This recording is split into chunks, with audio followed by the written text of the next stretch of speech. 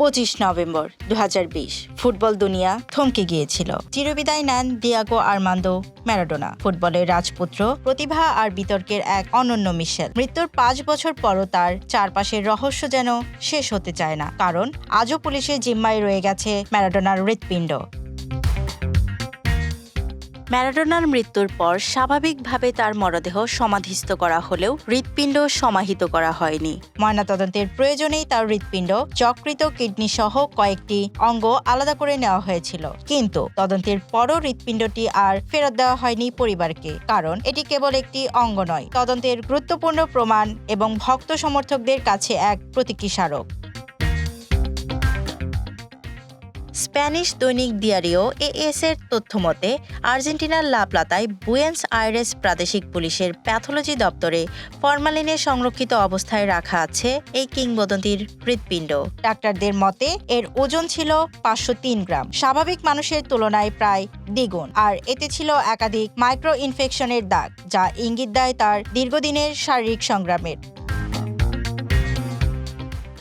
কিন্তু প্রশ্ন হলো, কেন একটি হৃৎপিণ্ডকে এত কড়াকড়ি নিরাপত্তায় রাখবে পুলিশ? আর্জেন্টিনার বিচার বিভাগীয় নথি বলছে, কিছু গোষ্ঠী ম্যারাডোনার হৃৎপিণ্ড চুরি করে স্মারক বানানোর পরিকল্পনা করছিল। ভয় ছিল কোনো উন্মত্ত সমর্থক হয়তো তার অঙ্গ নিয়ে যাবে নিজের কাছে রাখার উদ্দেশ্যে। এর আগেও ইতিহাসে এমন ঘটনা ঘটেছে। 1987 সালে আর্জেন্টিনার প্রেসিডেন্ট জুয়ান পেরনের মরদেহ চুরি হয়েছিল ভক্তদের হাতেই। সেই অভিজ্ঞতা থেকেই কর্তৃপক্ষ সিদ্ধান্ত নেয় ম্যারাডোনার হৃৎপিণ্ড কখনোই জনসম্মুখে আনবে না, অন্তত এখনই নয়। বর্তমান সংরক্ষণ প্রোটোকল অনুযায়ী কমপক্ষে 10 বছর হৃৎপিণ্ডটি পুলিশের জিম্মায় রাখতে হবে। তারপরেই সিদ্ধান্ত হবে এটি কি শেষ পর্যন্ত সমাহিত করা হবে ম্যারাডোনার সমাধিতে, নাকি থাকবে গবেষণাগারের অন্ধকার কক্ষে আরও বহু বছর। এই সিদ্ধান্ত নিতে হবে পরিবার, আদালত এবং সংশ্লিষ্ট তদন্তকারী সংস্থাকে যৌথভাবে।